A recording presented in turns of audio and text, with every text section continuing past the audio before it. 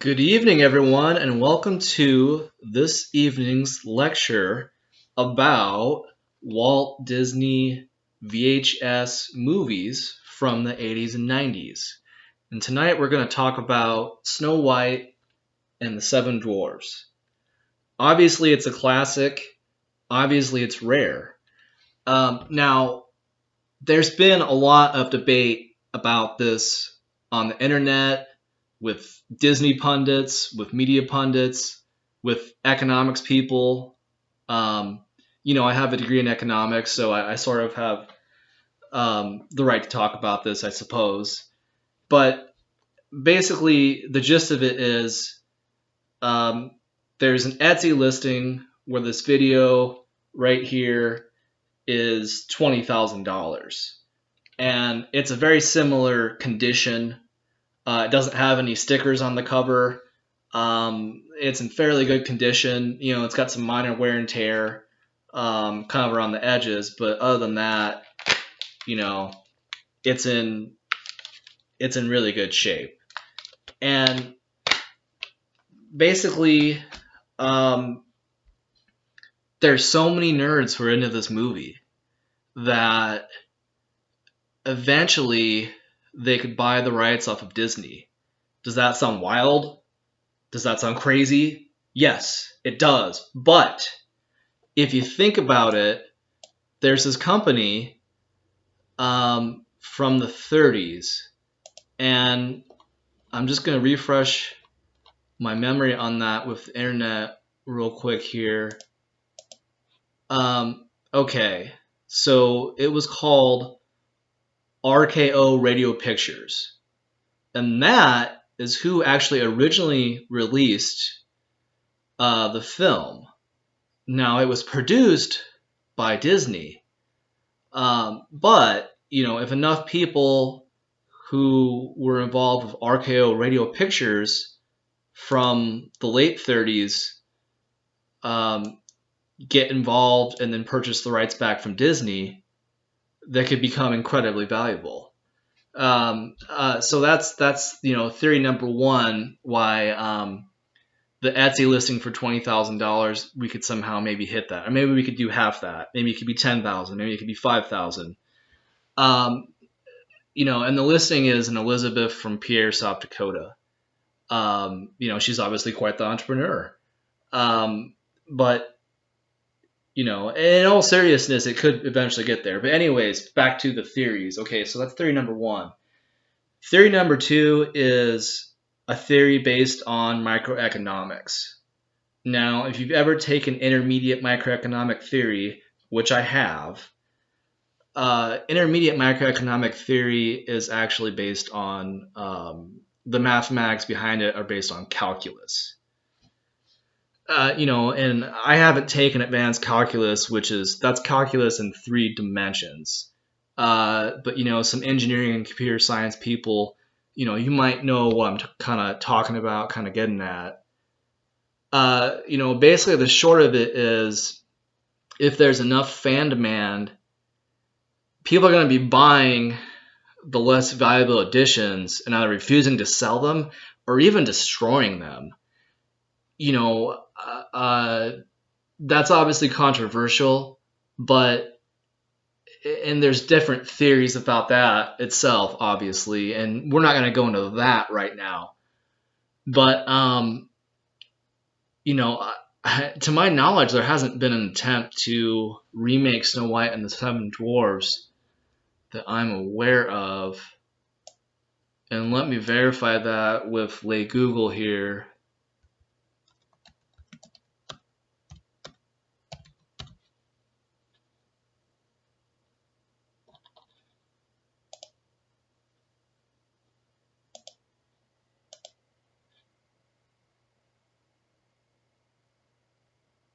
There have been reports of another live-action Disney film.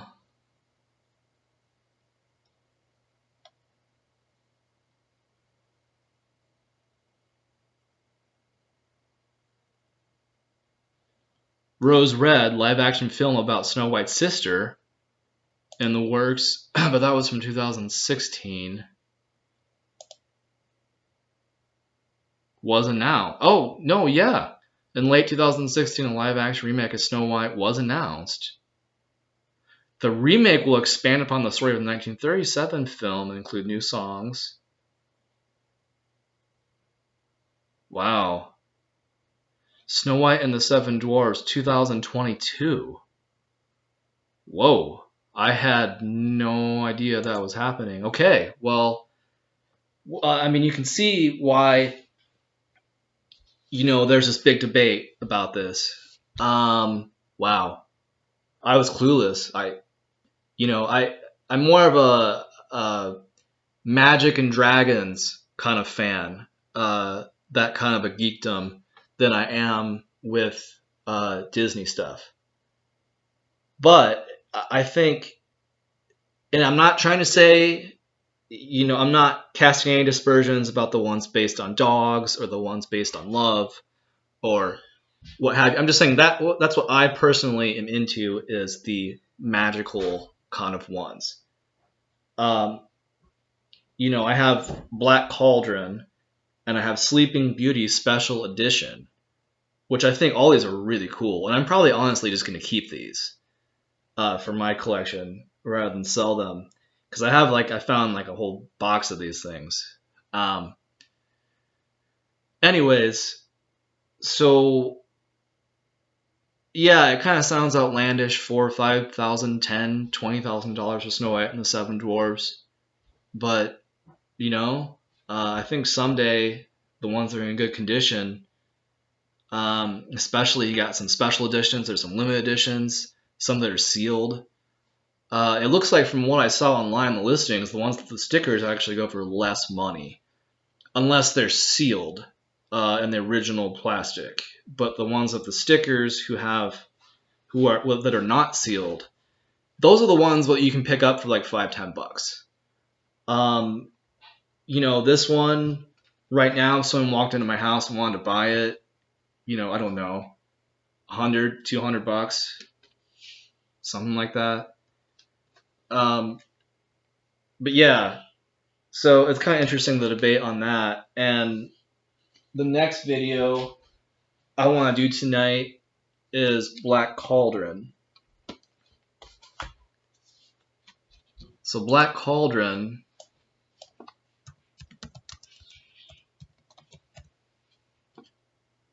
that is a 1985 film.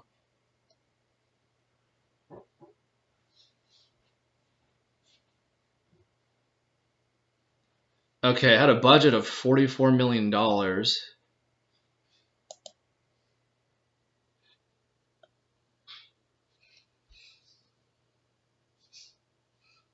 And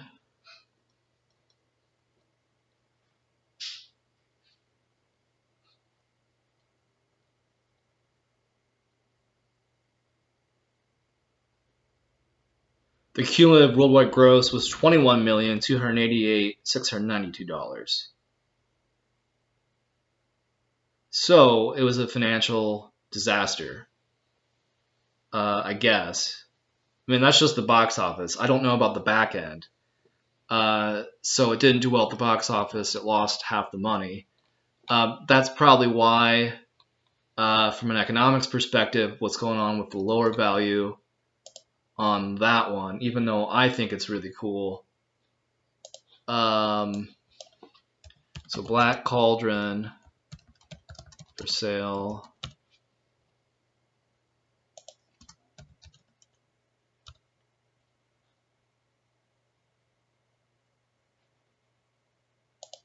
This one's fairly cheap. A lot of listings are under $10.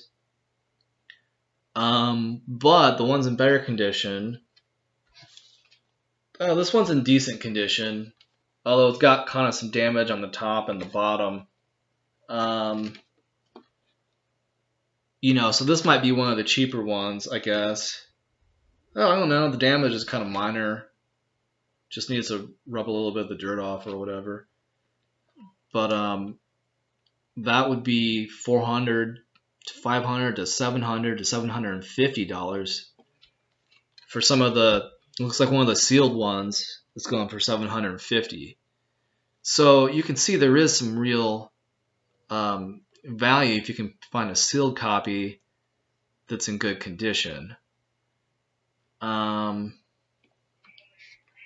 I think the same theory with microeconomics for the first one applies to the second one as well. Black Cauldron, it's a cool kind of, uh, this one I think has, okay.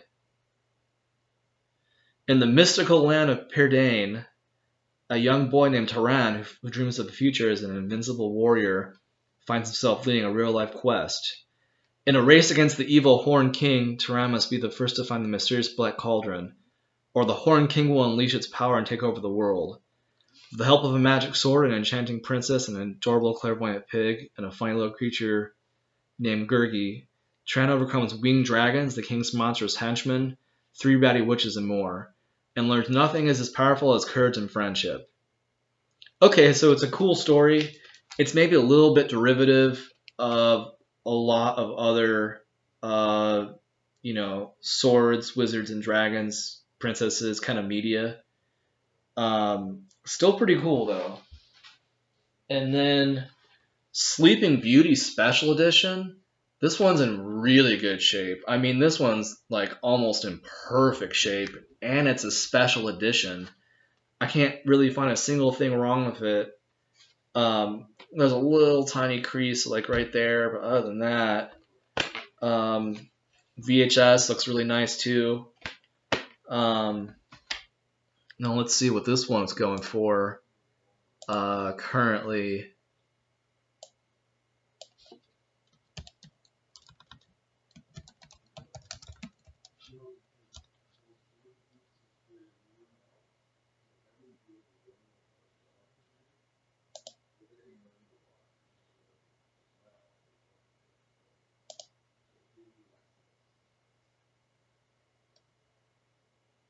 So this one,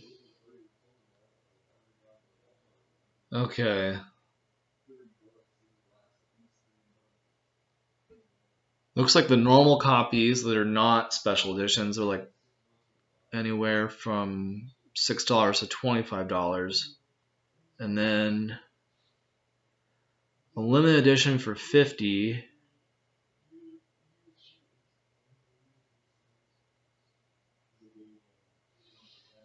Vintage 1986 Black Diamond is $1,500. Never opened collector's dream $1,500. I could see that. I can see a collector have, Sleeping Beauty is really iconic. Black Cauldron, I think it's cool. Is it iconic? Probably not. Snow White and the Seven Dwarfs is even more iconic than Sleeping Beauty. Although I think Sleeping Beauty, me personally, I really like Sleeping Beauty more than Snow White and the Seven Dwarfs. I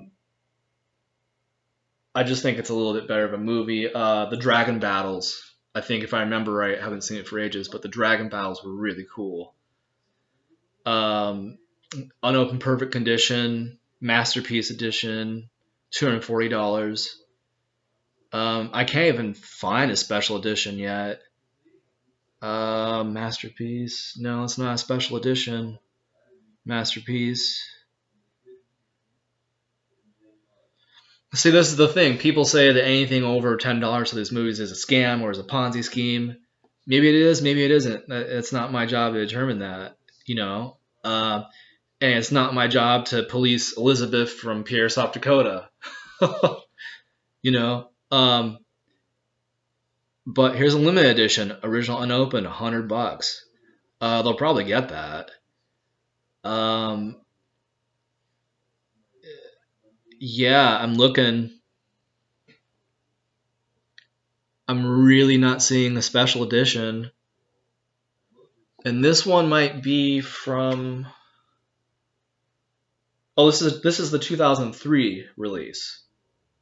Okay. So these other ones are 90s ones. VHS tapes from 2003 that might actually be more rare than the 90s ones. So this one is definitely one I'm going to hold on to. Again, you can see it's the 2003 release. And You know, these VHS tapes, it's so complicated. I mean, you would have to get a spreadsheet and sit there, put in the condition, put in the year, put in every little single detail about it to really come to a good price. So it's almost like a bunch of fans trade these with each other if they, oh, I'm a fan, you're a fan too. Oh, we like each other. You're cool. I'm cool. Here's $10. You can have it. It's almost one of those kind of deals. Or it's like if you have to have everything that you want special edition, no damage right now, then $2,000. Someone just has to have it. A collector who collects all of them. Um, Yeah, Sleeping Beauty has some real potential. Wow, the more I'm even looking at it. Oh, here's a black diamond for $25,000 for on a Sleeping Beauty. Uh, that's like a black diamond that's like perfect condition from 1986. Now, and this one from 2003 might be more rare. Let me do a little more. 2003 special edition. Okay, so here's one in Spanish. That's pretty cool. La Bella Durmiente. But um, I, again, I can't even find limited edition, uh, unopened masterpiece edition. Masterpiece is just the default class. Um, Sealed, unopened, fully restored limited edition, $425. You know, yeah, I literally can't find a 2003 special edition on here for sale.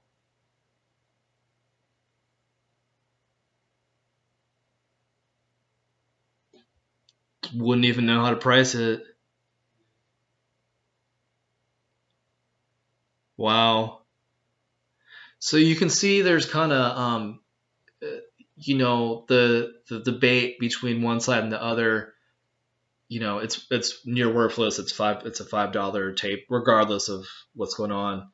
You can see there's more of a nuance to it than that, and you know it's just very interesting.